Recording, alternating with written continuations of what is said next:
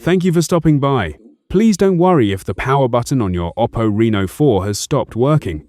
I know how frustrating that can be, but I have some good news for you. There's no need to take your phone in for repair right away. I'll show you a simple and safe way to restart and power off your device without pressing the power button even once. This method has been tested and works reliably.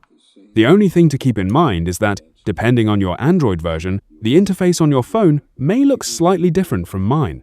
That's completely normal. You'll still be able to follow along easily because all the important options are located in roughly the same places. Let's get started.